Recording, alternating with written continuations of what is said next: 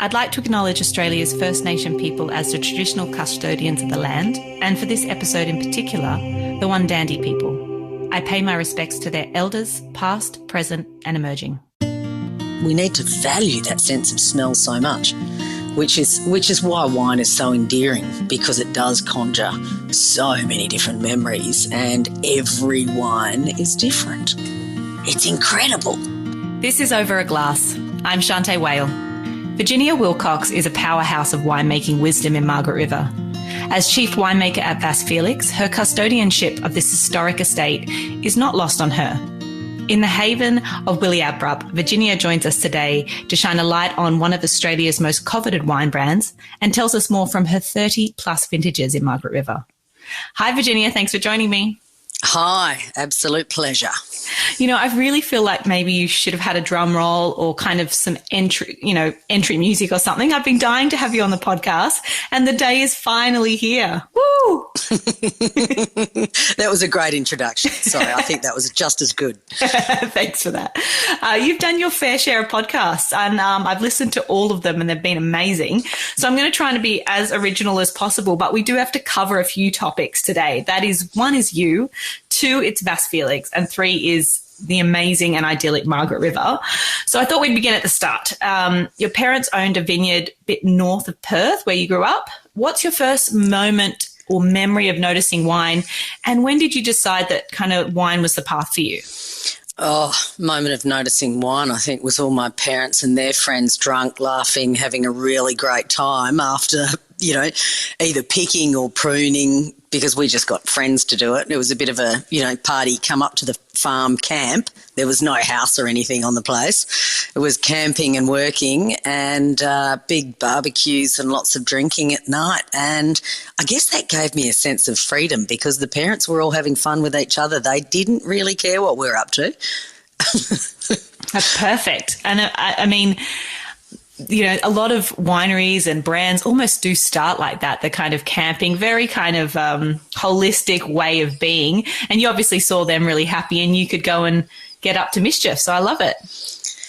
Yeah. And I think, it was one of those things. I mean, I just love being at the farm. I mean, when growing up in Perth, I grew up on the beach, and that was beautiful. And there was, beautiful sense of freedom near the ocean. But just going up to the farm and being in the, beautiful wilderness of there was a beautiful creek that ran through there. There were wild mushrooms growing, and it was just, I don't know, it just I just felt a country bone in me. Mm. I think more and more as we see the world changing these days, do we kind of remember those moments of being a kid and smelling, campfires and the crunch beneath our feet when we're out in it, because these days we've got a screen in front of us so often, and we think, how amazing was it to have a lifestyle where we grew up outdoors?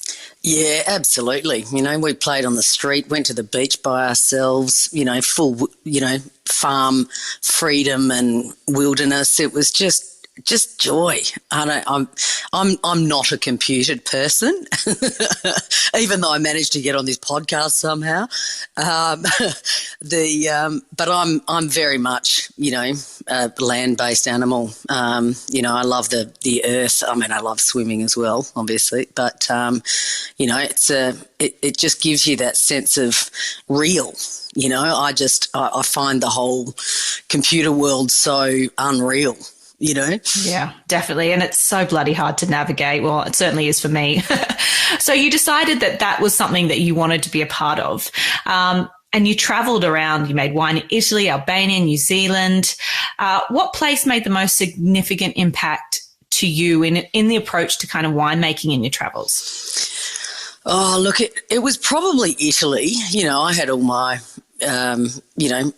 the fellow students who everyone used to go to France because it was, legendary Burgundy or Bordeaux, and that's where everyone thought they needed to learn how to make wine. But for me, going to Italy was this strange land with all these varieties I'd never heard of before. I loved Italian food. I love Italian people. They're wonderful. And I guess for me it was just that The thing that it sort of dawned on me years and years later, why I think about the structure of wines and how different varieties behave differently in different places, is having a completely open mind about what the shape of a wine can be. And I think that sort of, really diverse education of different varieties and different places. I worked in 3 different places in Italy. That just what an impact that had. And I think it just made me look at the structure and shape and perfumes and weight of a wine in a really different way. They certainly have a way of kind of encompassing culture and food and drink into a lifestyle, don't they, the Italians? That's something that, we can certainly, we probably have learnt from, but they do it in such a way that really feels a part of their identity. Yeah, and I think, for me, the world is a tough place for young people, but if you actually realise that the only things you really need in life is food and shelter, I add a bottle of wine to that as well, of course, because that's a need, but they're the only real necessities of life. And I think, you've got to ground yourself in going, well, if that's important, then we should be looking at the produce and, looking at the food and produce that we get from the land as the most important thing you can possibly live by. I often find that not a hard lesson to learn, but the fact that these days we are so removed, because it freaks me out that I said I couldn't, make a fire to start my life. I couldn't build a shelter, if I was in the bush. We are just so removed from those things these days. And I think, shit, I've got no skills. Yeah. Yeah, I've always tried to embed myself around those skills, being able to grow a garden, being able to make wine, they're the necessities. I totally agree with you. So let's fast forward a little bit to you securing the role at Vasse Felix. I will definitely mention here, if you haven't heard the story of Virginia applying for the role of Vasse Felix, but actually not knowing that she was applying for the role of Vasse Felix, head over to corktalkwithtimaiken.com, which is an amazing podcast, and that story cracks me up.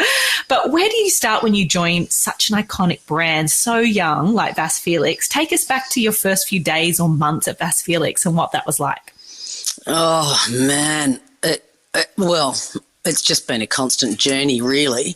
But I think that, the goals of Vasse Felix, I got to start at Margaret River because I believe in Margaret River like you couldn't believe in anywhere else as a place of uniqueness and such a different and beautiful place in the world to be growing grapes. Grapevines are very adaptable. You can grow them anywhere. But, for years and years, I've been discovering that growing grapes here in Margaret River is different to anywhere else in the world. And I suppose I knew that in Margaret River. I knew Margaret River was special, but in a lot of ways, I didn't know why. That journey just continues. Every year that goes by, I learn something new about why, I did the Cape to Cape walk last year and I can't believe I've been here 30 years and I've never walked from, lighthouse to lighthouse, about 130 kilometres day after day, just discovering what this Cape has. And there's over 1,000 different plant and animal species that aren't found anywhere else in the world. And you go, whew, actually, I just learnt that last year. Wow, there's another point of difference. So I guess for me getting to Vasse Felix, it was like it was a very successful commercial winery. The brand was quite healthy. They were selling a lot of wine. They had beautiful connections. But I never quite found that really special edge to the wines. And I think Paul Holmes à Court, he understood that. He was going, we're successful, but we're not the best. We're not the most unique. We're not standing out in a crowd at the moment. So that was a mutual goal that we had to take Vasse Felix to the next level. And I think that was, the very first year I was there, we had a meeting and it's like, we're trying to get goals and, strategic planning and things like that. And it's like, well, who do we want to be? And I just blurted out with this, one of the greatest states of the world. And everyone just looked at me and went, that's a bit ambitious, don't be silly. And let's just start with being the best in Margaret River. It's like, okay, that's a good goal. Let's start there. But yeah, I mean, to be honest, 16 years later, I think Paul, the marketing crew, all of our team, we genuinely believe that we could actually be a great estate of the world. And it's like, holy moly, that thing that we mentioned 16 years ago is actually looking like it's in our sights now. So we've just got to, let's just keep going. Let's just keep finding that beautiful diversity. But I think, just getting there, one of the first things that I wanted was the winery that looked like a great estate. Now, it's always a bit tough. A lot of Australian wineries are big sheds, We put down some concrete. We don't have caves and we don't have, 100-year-old, crazy old buildings that you're making wine in. We've got these big sheds. But I went, how do I make this look and feel like a great estate of the world? And it was, it was just polishing a few edges that just gave a sense of pride in the team and a goal. Just painting the middle bands of the barrels was something that I was inspired when I went through Spain. I went to Rota and went, that looks pretty impressive. And I went, what if we did that? Would that actually give everyone a sense of pride of another level of where we're going? And to be honest, I think mentally it changed everybody's headspace who works in the cellar, because they don't get to taste what's in the wine.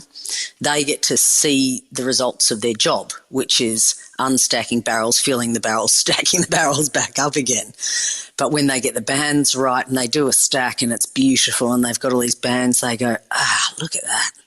I feel like we're a great estate of the world. So just little things like that, were things I just put in place that just made it can't just be me feeling like we can reach greater heights. It has to be everyone in your team. Yeah, totally.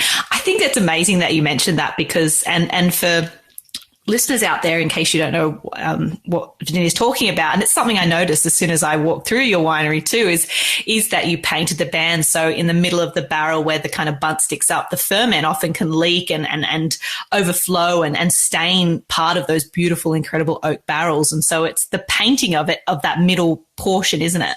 Yeah, yeah. And it just means that it's always going to have red wine, so why not embrace that, the whole band?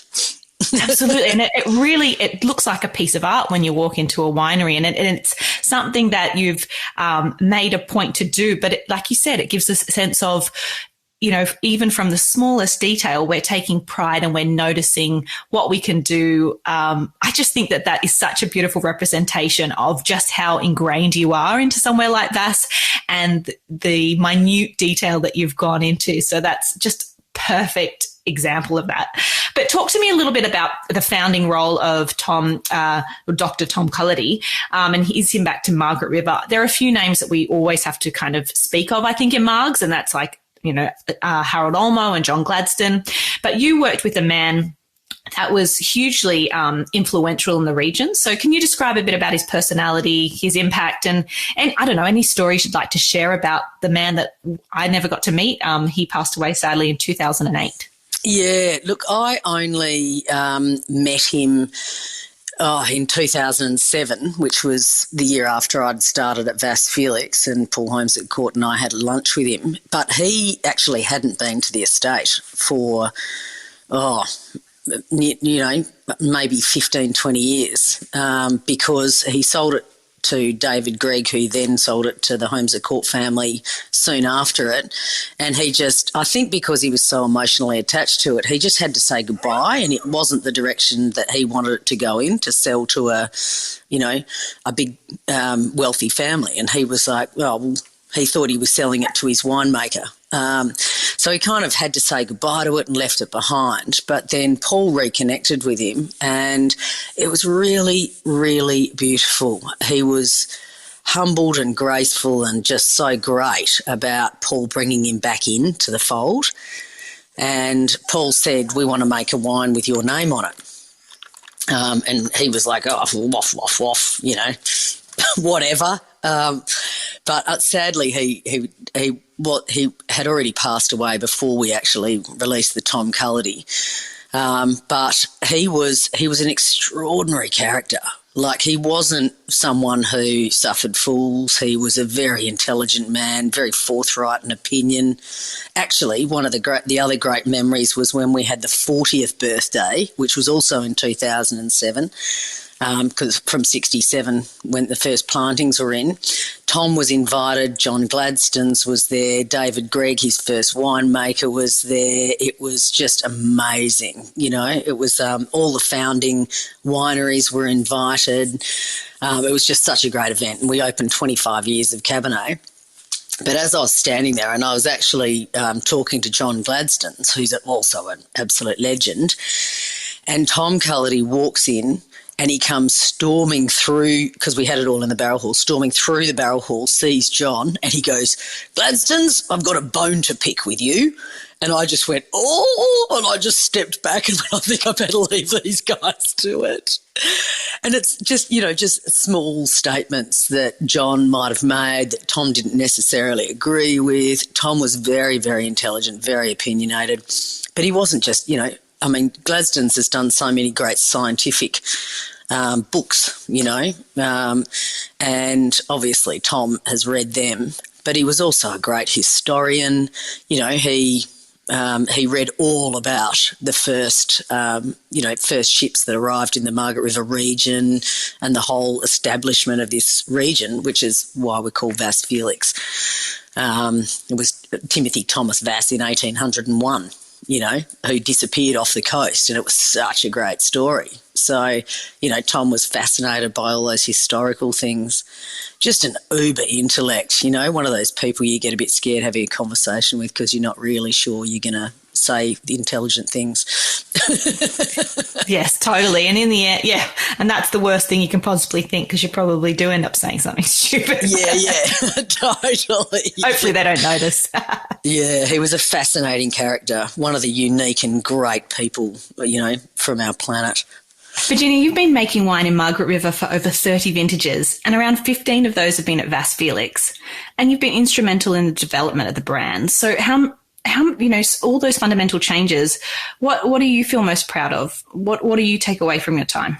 Yeah, look, that's a really good question. But I guess for me, it goes back to the question you asked before, what did you do? I mean, for me, it was so important that I understood every block of grapes that we resourced, you know, at Vasse Felix, that we understood what those blocks were, what they contributed, who they were in their most sort of transparent form.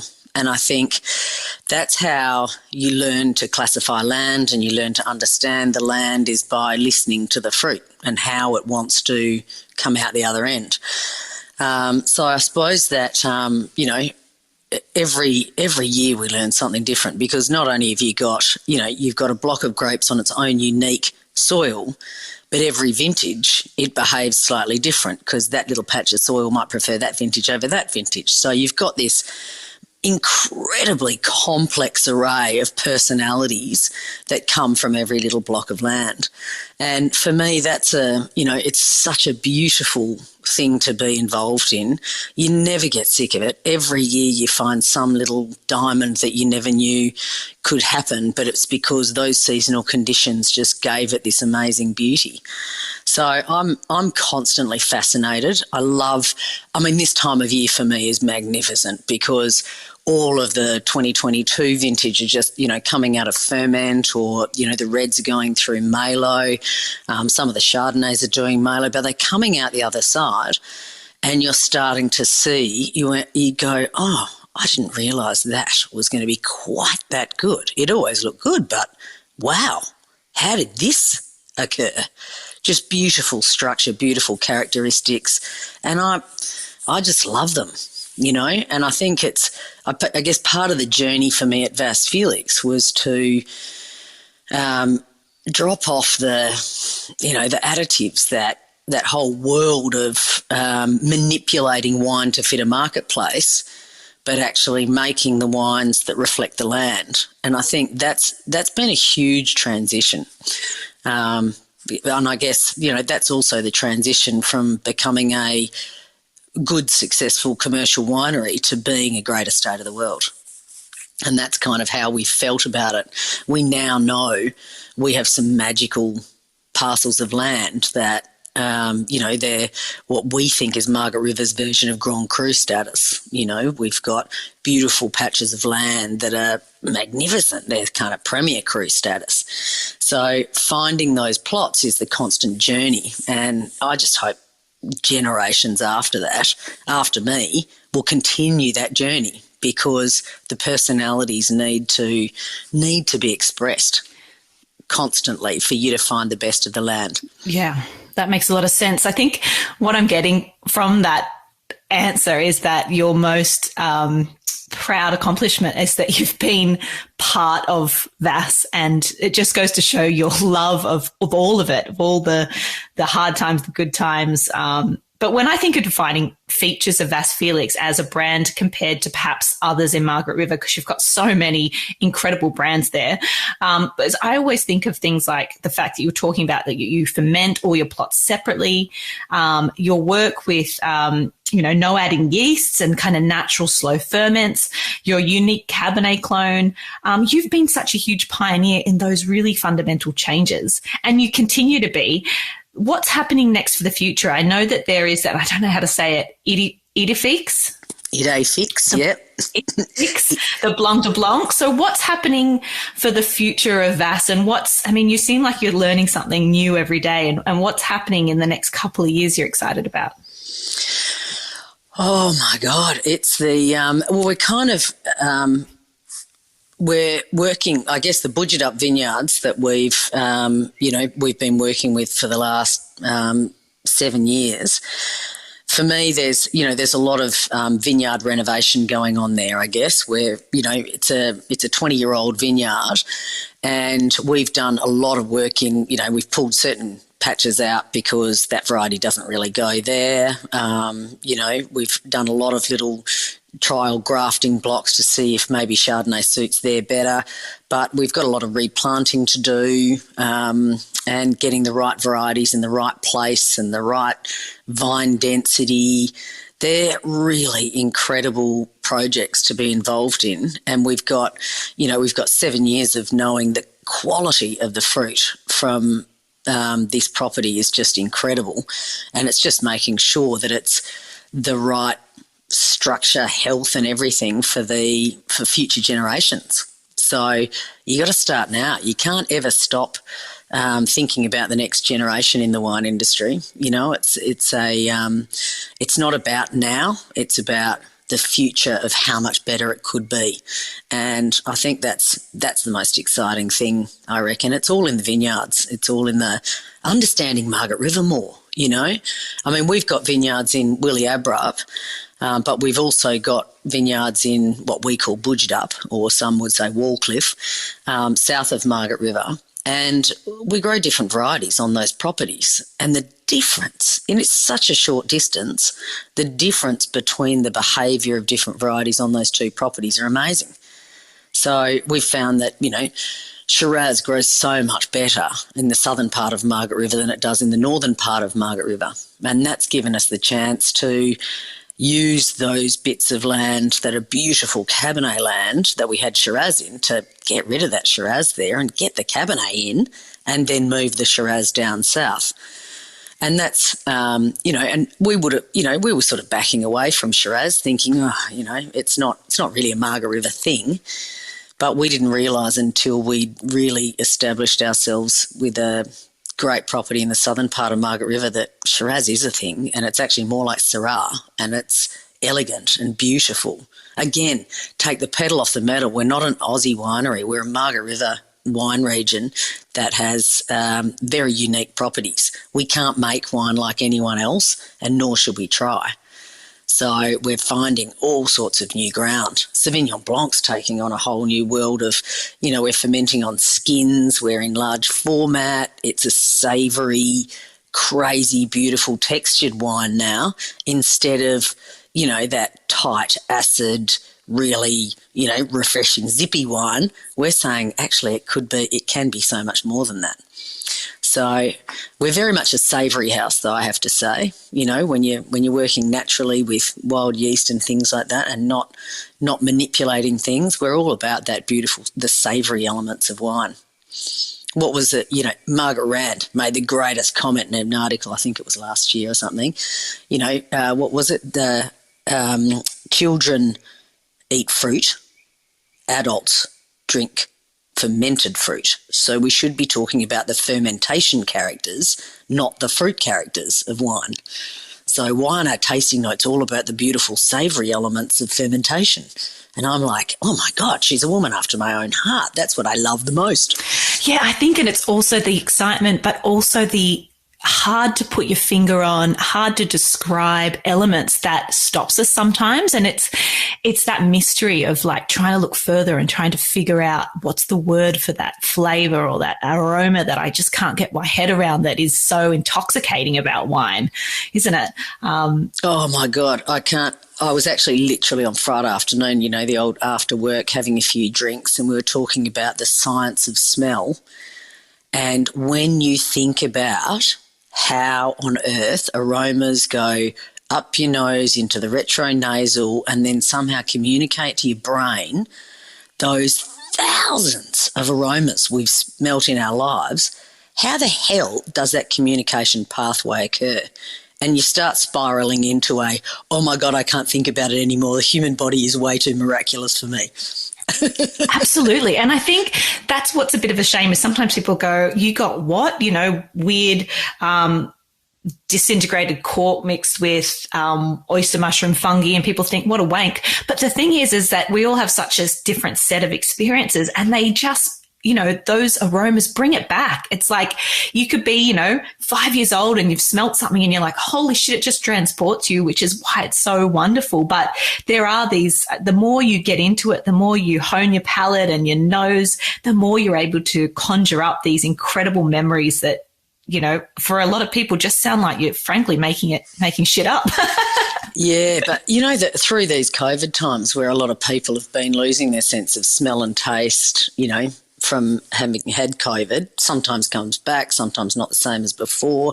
But there's massive research going into, the effects of aroma on humans. And apparently it is the only sense that goes directly to the part of your brain that senses memory and emotion. Everything else goes through the motor part of your brain. I'm saying this very badly, but everything else goes through the motor part of your brain that triggers response, whereas smell goes direct to emotion and memory. Without smell, we don't have that direct connection to memory. So you can actually lose memories in your life because nothing triggers them to come back. Like, the smell of grandma's apple pie. You may never remember grandma again because you can't smell apple pie. You know what I mean? And this is it's quite incredible. And we need to value that sense of smell so much, which is why wine is so endearing, because it does conjure so many different memories, and every wine is different. It's incredible. I totally agree. And I think that, putting, whether it be young children, whatever, putting a vocabulary to their sense of smell and giving them the ability to say, stop and just smell this and tell me what you say is so rewarding. And we should be, like you're saying, putting a real importance on honing that for each individual as well. So I want to talk Margaret River though, because I'd really I've heard you speak a few times, and I've always loved your opinion on just what you think makes Margaret River so unique in terms of wine. So I want to talk about classic dry white or SSB blends. I want to talk about Chardonnay and Cabernet. And if you're to taste them in a lineup of blind wines, how do you identify them? And I'm not saying, they're also different depending on who makes them, but what do you kind of attribute to that Margaret River-esque element between wines that are quite highly built on craftsmanship, like Chardonnay, for example, and Cabernet blends, but also in representing site? Oh, oof, oh, man, this is a really big conversation. Sorry. I'm just got a million things went through my brain then, but I guess for me, it's a really funny thing, Cabernet and Chardonnay, because I think Margaret River, when you look in the Chardonnay realms, it's a powerhouse of a Chardonnay. They've got density, weight, richness, beautiful acid line. They've got so much going for them. But then when you flip side to Cabernet, we're actually some of the most beautiful, elegant Cabernets in the world. So you've got two different hands telling different stories. Our white's our big guy, and our red is our elegant guy.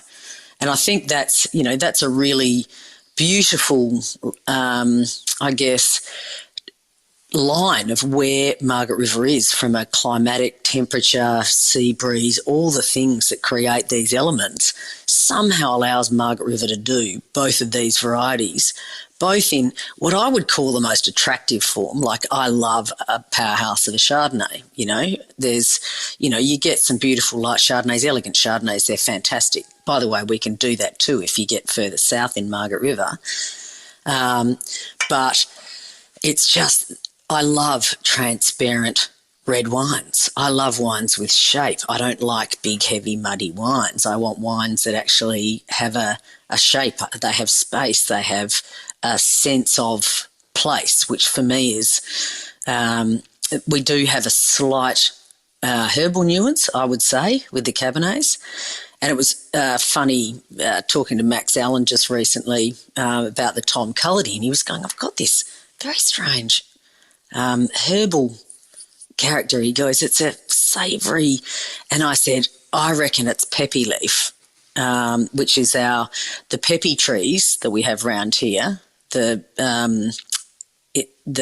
Aboriginal name is Wanil, but it's a Agonus flexiosa. It's only found in the southwest of Western Australia. Beautiful old trees, but they have this, when you scrunch the leaves, it's sort of similar to eucalypt, but it's almost like a peppermint perfume. It's exotic, and it's really unusual, and it's really beautiful. And I get a sense of that in some of our Cabernets. And some people, it sort of leans towards that sort of bay leafy, which is natural for Cabernet. I think Cabernet was made to grow down here because I think Cabernets naturally have a sense of, earth and, herbal nuances and ocean smells. But people say there's no Cabernet from other places do not have that sort of ocean ozone freshness about them. So there's all these elements that come into our environment that translate into a bottle of Cabernet that you just feel like you're in Margaret River. So I think it's Cabernet defines this region by perfume in more ways than one. And I think Chardonnay is just, again, there's, as you say, there's a lot of how much solids do you use? Do you use wild yeast? Do you in barrel? Are you not in barrel? But what I've found is that the ripening pattern of Chardonnay in Margaret River actually has it's so great. The clone, Gingin clone, we bang on about it, but apparently it is different from Mendoza and it's not found anywhere else that we know. But it really suits this climate. And it ripens with beautiful, powerful fruit, but without going into that tropical end of the spectrum, holding the citrus lines and beautiful fine perfumes of fruit. But it has this acid line that's incredible. So we get the alcohol balance and the acid structure in the Chardonnay just give us this incredibly powerful palate. And I think that's the beauty. And then you go from estate to estate. And I think, Chardonnay is a classic, producer. Whose do you like? But by the same token, that also leans to the who's got the best vineyard plots, because you have to be in the right place for that perfect ripening of that ultimate, powerful line of acid. We're literally about to, I've actually bottled my first little patch of it, just one little block that we've got in our budget up vineyard that is totally unique to everything, any of our other vineyard sections. It's got a stronger acid line, and it's almost got like a violet jasmine kind of perfume about it, but it's very, very light. You can't put it anywhere near new oak. It loves older oak, and somehow without this new oak influence, it's incredible. And you go, how can we do that? That block loves having some new oak barrels in it, but that one doesn't. Let's just see how that looks all by itself in a bottle. So that's something to look forward to. Yeah, every little plot's different. And the Heytesbury plots are so rare. There's only a few of those blocks that have that Heytesbury power and weight and that element of ripeness with the acid line that, fits into our estate Grand Cru status. So that's, they're rare blocks. So just know thy block, I say. So very true. And for me, Heytesbury is one of those wines where you pop it to your nose, you put it in your mouth, and the only word you can say is fuck. And that's your reaction. You're just like, holy hell, how do I cope with this wine? Because it's so powerful and so nuanced and so bloody delicious. But what I think is really remarkable about Margaret River is that maybe it's the isolation, but in time, I feel maybe because we've left Margaret River alone, things like Chardonnay and Cabernet, where it's taken other regions a while to work out their way with their wine. And like you said, being so attracted to artifact and winemaking and craftsmanship that it's taken a while to fall into their niche. Whereas I feel with Margaret River that you've figured out what you're all about. And then rather than going, we want reductive styles of Chardonnay because that's really fun and that's what everybody wants one day, let's make that. Or with Cabernet, we want this, huge fruit and huge alcohol and all these other things, that you've gone the other way and found what just really suits what Margaret River does. And it's almost the opposite of what I think is trending at the time. Like you said, the Cabernets are so delicate and pretty and they last forever and they've just got so much detail in them. So I feel that Margaret River's in this really good place that just knows what they're doing. They're confident. There's acceptance of exactly what their style is and what suits. And it's almost intimidating, I think, for the rest of the Australian wine regions, to be quite honest. And I completely understand why people want to block it out and not let people in, because it's a slice. Like, it's just so bloody gorgeous down there. We do love visitors, I have to say. Oh, well, good. And I'm glad to hear that you're accepting people back in and that you want people to come and visit, because I've always said you go to Margaret River and you never want to leave. It's just one of those places where you can see yourself being forever. But we want tourism back. And one of the things that is a must visit is Vasse Felix. Like, I really feel like the Homes of Court know what the hell they're doing. They've got an incredible winemaker, obviously, but Brendan Pratt, your head chef, is hugely talented and an incredibly creative chef. Is Evan Gill, your sommelier, still there? Yeah, yep. I have to say, just to you, he is one of the most professional and detailed somms that I've ever met. And the service experience I had with him was incredible. I took my husband. He spoke to my husband almost more than I did, which made me really see that he understands hospitality and how to host somebody. And then you've got these incredible wines. It's just, Vasse Felix is a must-do on the list of visiting Margaret River. It really is. Yeah, I think it's driven from the passion through every single person in at Vasse Felix. We all love Margaret River. We love the wines we're making. Brendan he's the greatest chef I've ever worked with, I guess, from a Vasse perspective, because he looks to the wine for inspiration. And I've never known a chef to do that. Usually chefs go, oh, yeah, I'll do that dish with that wine. And he's that savoury elements kind of chef, savoury elements with a fruit-based wine. And, oh, my God, he pulls it together so well. And Evan is my beautiful voice. He speaks probably better than I do, I have to say. Way more concisely anyway. And he's got this beautiful gift of language that can talk about it in probably a better way than I can, I reckon. It's really lovely. But the passion, all of the team's passion for Margaret River and the estate and the wines we make, and, it's just everyone's in love. Well, I completely agree, and I think you've got some really poignant figures in the right place of Vasse Felix, and it has become a complete institution, and I think sums up what Margaret River is all about. I always want to ask, if you could only drink 3 boozy beverages for the rest of your life, Virginia, what would yours be and why? Oh my God. Wine, maybe. But I have to say, I do have a little passion for grappa. And I know it's a funny one, but it's from my time in Italy, and it conjures those beautiful, fun memories of grappa tastings and crazy late night parties. But it also reminds me, because sometimes they have that beautiful sort of smell of the marc, the skins, and that reminds me of vintage. And as much as I come into vintage nervous and you just stress for, 10 weeks straight, you come out the other end and all the marc piles there and it's about to turn into compost, and you just go, that's so good. And quite often when I smell a grappa, it takes me to that moment where vintage is over and it's about to be compost. Oh dear, I think that's great, because we were just talking about how much memory affects you, and I suppose it's like a job complete, and some favourable moments in your life. I think that's classic. It's never what I thought you would have said, but now that you've told me why, it makes complete sense.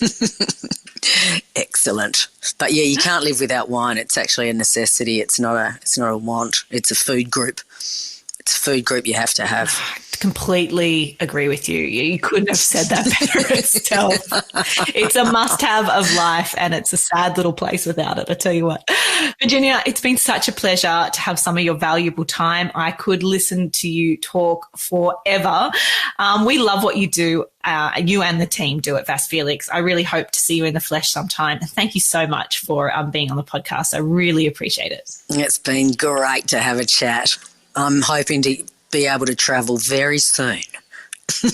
I'm crossing all my fingers for you, and for anyone to leave Margaret River is a miracle. So yeah, well, the border's open, but then we had to get through vintage, so we'll be leaving soon, I'm sure. Oh, well, we can't wait to see you on our side, and bring some of that sunshine with you if you can. Yeah, indeed. Thank you so much. It was a pleasure having a chat this morning. Thanks, Virginia. Cheers to you. Okay, bye. This is Over a Glass. I'm Shanteh Wale. Stay tuned for more stories from the world of wine and drinks. Listen in every Thursday on your podcast app. Follow us on Instagram at overaglasspod, and contact us at overaglass@deepintheweeds.com.au.